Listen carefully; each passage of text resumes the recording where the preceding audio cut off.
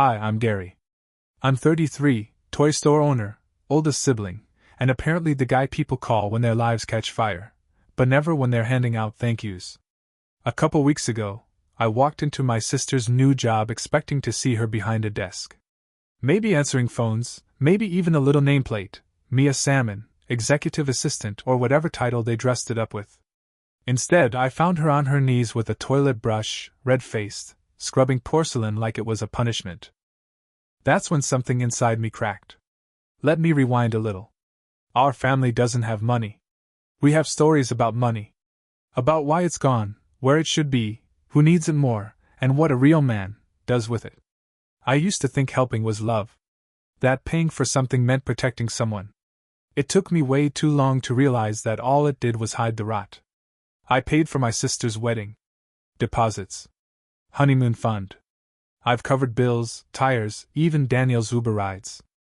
I didn't even like the guy. Daniel, my brother-in-law, Mr. Smiles at everyone except waiters. Works for his dad, who owns a logistics company and talks like he's narrating a mob movie. They hired Mia after the wedding. Family opportunity, they said. Build from within. But what I saw that day wasn't opportunity. It was degradation dressed up in company policy. Everyone starts at the bottom, Daniel said, smirking, as if I hadn't just watched his wife scrub a toilet while he drank coffee. I didn't argue. I didn't make a speech. I walked out of that building with my chest tight and my fists unclenched. I called my mom. She said Mia was lucky? That someone like her should be grateful to get a foot in the door. I called Daniel.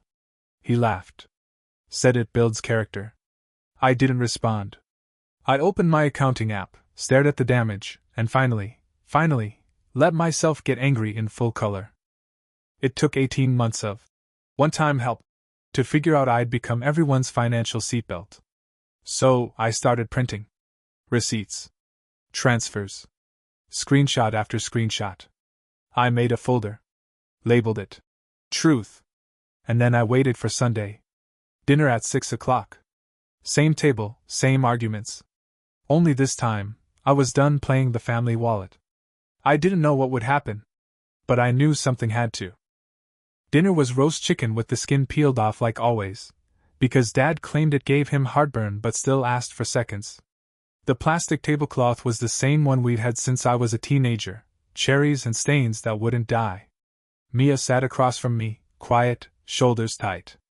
Daniel had one arm slung over her chair and the other scrolling his phone like he was allergic to being present. Mr.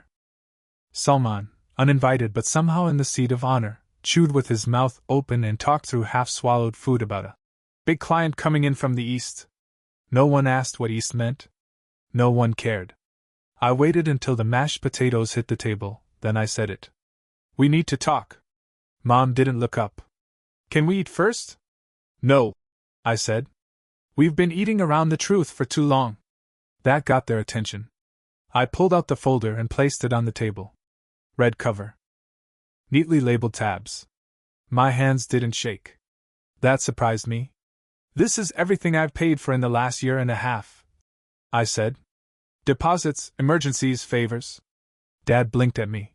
Why are you keeping score? Because I was drowning, I said. And no one noticed. I flipped the folder open. First page, wedding expenses. Second, honeymoon fund. Third, car repairs, rent top-offs, late-night Venmos that never got paid back. I didn't speak dramatically. I spoke like a man reading from a ledger. Because that's exactly what I was. Daniel scoffed. You think a few grand makes you some kind of martyr? It's not a few grand, I said, looking straight at him. It's over $18,000. That's not help. That's a second job I didn't apply for. Mom crossed her arms. So what, you're cutting us off? You think that makes you better? I don't think it makes me better, I said. I think it makes me finally honest. Mr. Salman snorted. In my house. This isn't your house. I snapped, not loudly but firm. And you're not my family. He glared. Watch your mouth. I turned to Mia. Did you choose this job? Her lips trembled. She shook her head, just barely. She's learning discipline, Daniel interjected. That's how the real world works. No, I said. That's how bullies work. I reached into the folder again and pulled out my phone. I recorded your little training session. I looked at Daniel. You said it was just a joke. His smirk faded. I hit play. The kitchen filled with their laughter. Her father-in-law's voice. Daniel's chuckle. The words. She's only good for this kind of job. Mia closed her eyes. Mom put a hand to her mouth. Dad stared down at his plate. No one said a word. I paused the audio. That's what you're defending, I said quietly. That's what you've all allowed.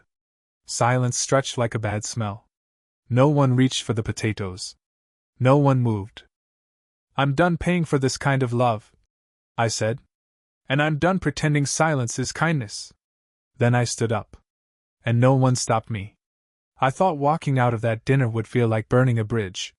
Like slamming a door on people who raised me, fed me, called me good boy when I brought home B's and not C's. Instead, it felt like taking off a coat I didn't realize was soaked through. Heavy with guilt. With duty.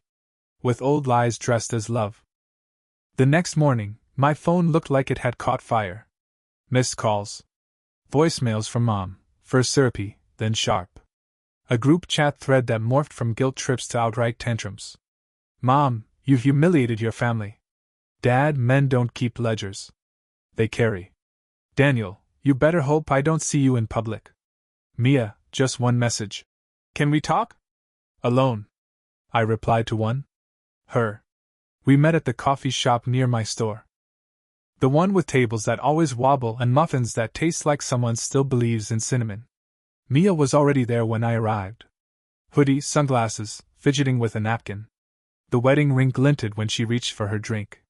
You made me look weak, she said, no greeting.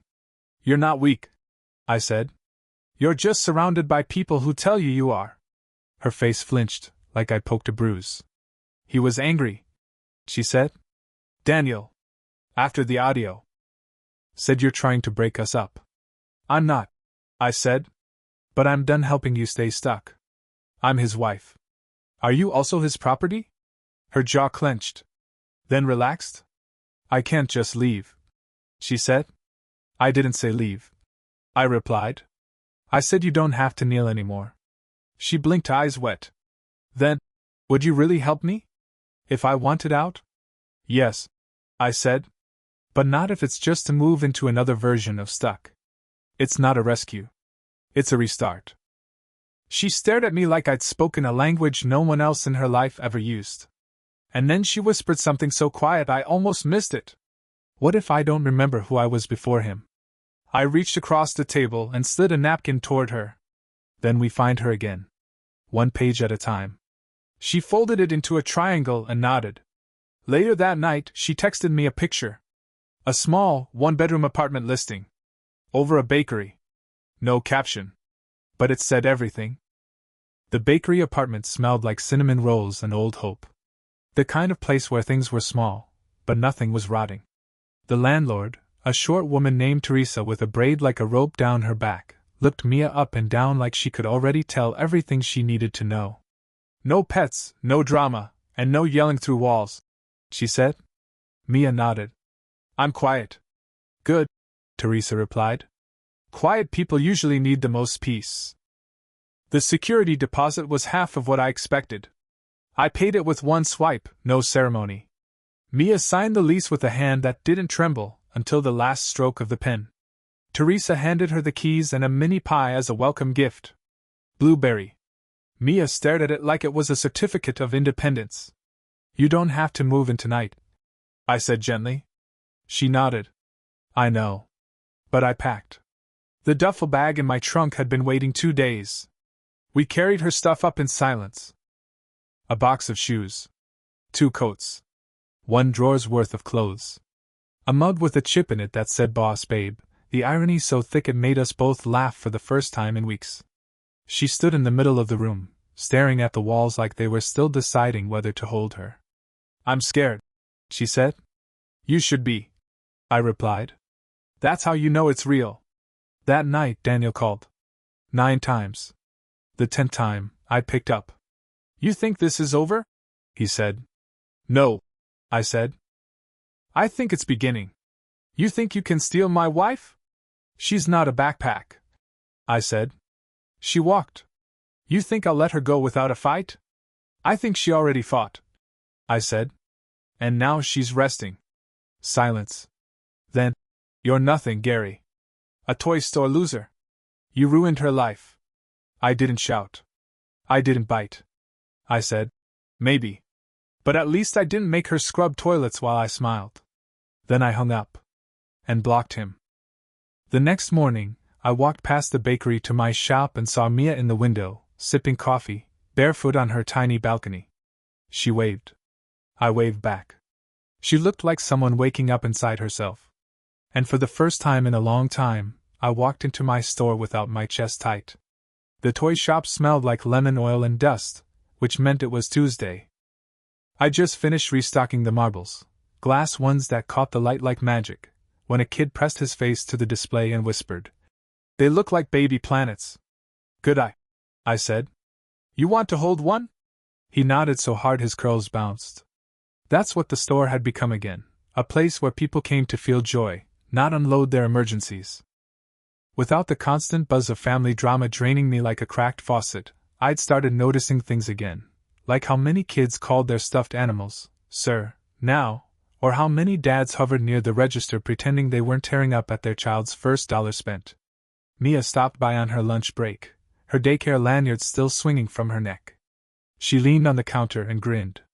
"Guess who got called Miss Mia, the bestest grown-up today?" "Let me guess, you or the janitor?" She laughed, the kind that doesn't look over its shoulder. One of the toddlers made me a bracelet out of cereal loops. I handed her a juice box from behind the counter. "You've made it." We didn't talk about Daniel. Or the video. Or the past. Not directly. It lived in the quiet between us, but it wasn't choking anymore. It was just there. Like an old coat you finally hang up but can't quite throw out yet. Later that week, I started something new. Saturday Fix-It Hour. Kids brought in broken toys, limp teddy bears, cars with one wheel, plastic ponies with their legs chewed off, and we fixed them together. I taught them how to glue, how to sand gently, how to thread a needle without stabbing yourself. We played soft music and let the parents sip coffee on the bench near the door. By week 3, there was a wait list. One boy came in with a stuffed dinosaur missing an arm. "Mr. Gary, can you help?" "We can try," I said. "But only if you assist. This is a team job." We stitched the arm back on, slightly crooked, and when I handed it back, he hugged it. Then me. A quick, tight squeeze like his gratitude didn't know where else to go. His mom tapped the tip jar and said, "For the kindness fund." I stared at the jar. It had been nearly empty for months. Now, it was puffed up like pride. I added another drawing to the wall behind the counter. Crayon train, red smoke, crooked heart. That night I made soup. Real soup. Chopped vegetables, not from a can. Ate it at the table instead of standing by the sink with a spoon. I didn't even check my phone. Because for once, there wasn't a crisis waiting for me in my pocket. And that stillness? That peace? That was the part no one warned me would feel so strange. Sunday morning, the group chat pinged to life for the first time in days. Not with memes or fake forwarded prayers, but with something different. Mom had changed the chat name. Not Rising Stars anymore. Just family. No emojis. No exclamation marks. Just a word. I stared at it longer than I meant to. Then came the trickle of messages. Aunt Carla sent a voice note saying she was proud of me. My cousin Pete, the one who always forgot my birthday, texted, "Been thinking about stuff lately. Might make some changes. Thanks for showing how." No one said Daniel's name. No one asked where he was. Dad sent a tool set link with the message, "Nice, huh?" "On sale." I replied, "It is." "Thanks for sharing." Just that. Nothing more. Boundary like a steel beam. Kind, but solid. Mom sent a Facebook Bible verse screenshot. Love keeps no record of wrongs. She didn't tag anyone. But she didn't need to. I wrote back privately. Love also doesn't let people drown quietly. No response. That was fine. Mia, though, she sent photos. First, The bakery's chalkboard sign. Now hiring morning help. Second, her hand without a wedding ring. Third, the ring, placed on a napkin. Written underneath in pen, I'm not ready. I stared at that photo for a long time. I didn't reply with a thumbs up or a voice note or a quote. Just this. I'm here. Not money. Not rescue. Just here. A few days later she called. Can you meet me? She asked. Of course. She was waiting outside her place with a duffel bag and a cardboard box labeled. Just mine. No tears this time. No sunglasses. Just her, steady, ready. Don't make a speech, she said, almost smiling. I wouldn't dare, I said. We drove across town to her new apartment. The one above the bakery, where Teresa had left a potted plant by the door and a handwritten welcome note on the counter. Mia touched the window frame and whispered, Okay. I paid the first month quietly. She signed the lease. On the way down, she cried in the stairwell, where no one could see her but me. That night, Daniel called again. 11 times. On the 12th, I answered. She doesn't want you, I said before he could speak. She chose better. She chose herself. You ruined everything, he hissed. No, I said. She's just starting over. Then I hung up. This time, I didn't block him. I just didn't care. Boring is underrated. No, really. Nobody tells you that after the screaming stops, after the doors stop slamming, after you stop financing everyone's meltdowns, what comes next is silence. And silence, at first, feels like someone hit mute on your life. I kept waiting for a bomb to drop. A crisis. A guilt-tripped voicemail. Nothing came. Just peace. Mia got a job at a daycare 2 bus stops from her new apartment. She wore bright lanyards and collected thank you cards with glitter glue signatures. She stopped by the toy shop some afternoons, eating her sandwich on the bench behind the counter while I fixed wobbly wheels and let toddlers ring the bell for fun. She started smiling with her teeth again. We didn't talk about the toilet. Or Daniel. Or how many times she had almost gone back. We talked about glue. Stickers. Kids who say sandwich instead of sandwich. About how one little girl told her she had safe eyes. She wrote that one down on a napkin and kept it in her wallet. One day, I was closing up when a woman came in with a little boy holding a stuffed bear missing an eye. Mr. Gary, he said with breathless urgency. She lost her seeing. We patched it up together, the boy gripping my arm while I sewed a mismatched button in place. She looks like she went on an adventure now, I said. She's a pirate, he yelled victorious. His mom smiled. Do you take tips? I pointed at the tip jar labeled Kindness Fund. She dropped a 10 in without blinking. After they left, I taped up a new drawing. Pirate bear and all. I looked at the wall behind the counter. It was full. Completely covered in crooked hearts, trains, animals with crayon names. A scrapbook of small good things. So I added a new corkboard. Pinned a sign on top. Proof that people are good. It filled faster than I expected. Mom came by the shop a week later. She hovered in the doorway like it was a confessional booth. You look well, she said. I am, I said. She picked up a little wooden fire truck, turned it over in her hands. We didn't do right by you, she said. I didn't jump in to fill the silence. She set the truck down carefully. I've been thinking. When I only call you when I need something, you answer less. That's how phones work, I said, smiling just enough to take the sting out. She breathed out, unsure. Coffee? She asked. No money talk. No money talk, she echoed. We walked to the bakery downstairs. Mia was behind the counter, hair tied up, apron dusted with flour. She handed Mom a coffee without a word. On the house, she said. Mom reached for her wallet. Let me pay. I want to, Mia said softly. They sat across from each other at the window. We talked about bus routes and muffins.